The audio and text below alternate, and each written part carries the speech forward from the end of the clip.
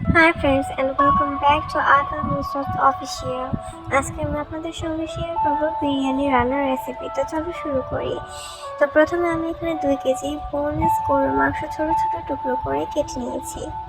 তোমরা দেখতেই পাচ্ছ। আর এখানে একটি পাত্রে 2টি মাঝারি সাইজের আলু কিউব করে কেটে সিদ্ধ দিয়েছি। চুলায় অন্য একটি পাত্রে পরিমাণ মতো তেল দিয়ে 2 কাপ পেঁয়াজ কুচি ব্রাউন করে ভেজে নেব।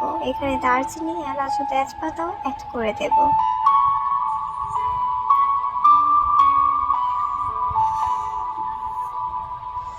এবার আদা রসুনের পেস্ট অ্যাড করে দেব। এবার এখানে 1 টেবিল চামচ পেস্তা বাদাম আর 1 টেবিল চামচ কাজু বাদাম এর পেস্ট অ্যাড করে দেব। এবার সবকিছু একসাথে ভালো করে মিক্স করে দেব।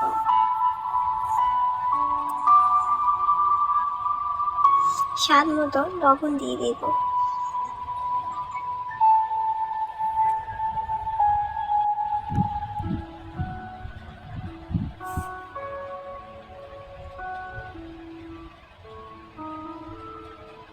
মশলা কষানো হয়ে গেলে এবার গরুর মাংসগুলো দিয়ে দেব।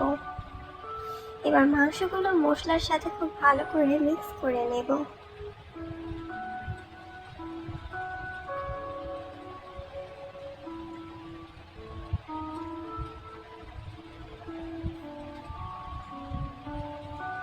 এবার এখানে রাঁধুনি বিরিয়ানি মশলা এবং টক দই অ্যাড করে দেব।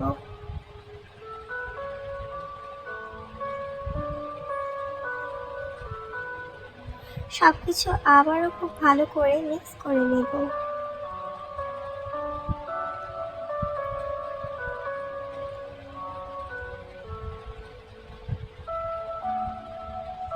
মাংসগুলো আধ সিদ্ধ হয়ে এলে এই পর্যায়ে কয়েকটা কাঁচামরিচ এবং মরিচের গুঁড়া অ্যাড করে দেব।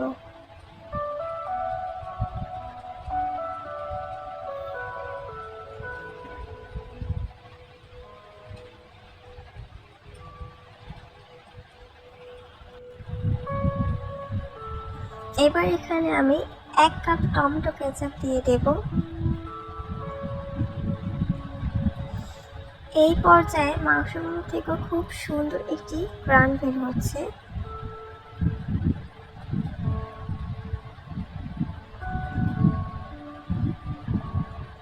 তোমরা দেখতেই পাচ্ছ রান্নাটা কত সুন্দর হয়েছে। এবার মাংসগুলো ভালোভাবে সিদ্ধ হওয়ার জন্য ঢাকনা দিয়ে ঢেকে দেব। এবার বেরেস্তা করার জন্য অন্য একটি পাত্রে পরিমাণ মতো তেল দিয়ে পেঁয়াজগুলোকে ব্রাউন করে ভেজে নেব।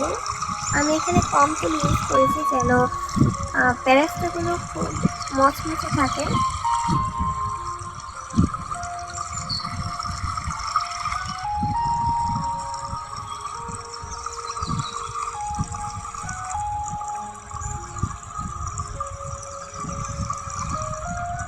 বেরেস্তা করা হয়ে গেলে ওই তেলে সিদ্ধ করে রাখা আলুর কিউবের খোসা ছাড়িয়ে সুন্দর করে লালচে করে ভেজে নিচ্ছি।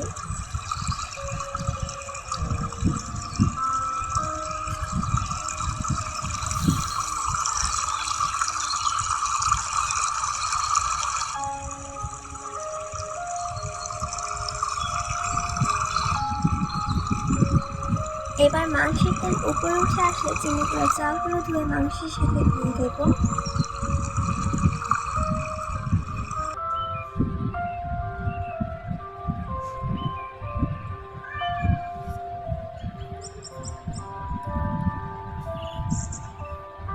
এবার মাংসের সাথে চালগুলোকে খুব ভালোভাবে নেড়ে চেড়ে মিক্স করে নেব।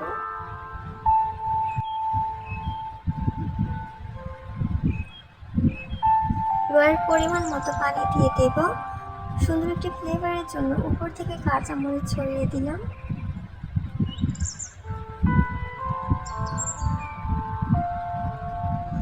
ভেজে রাখা আলুগুলো দিয়ে দেব।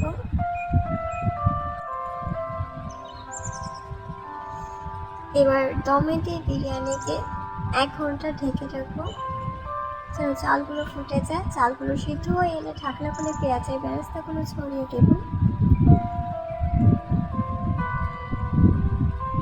এখন মিক্সড সালাদ দিয়ে গরম গরম পরিবেশন করব মজাদার beef biryani. So thanks for watching. আল্লাহ হাফেজ।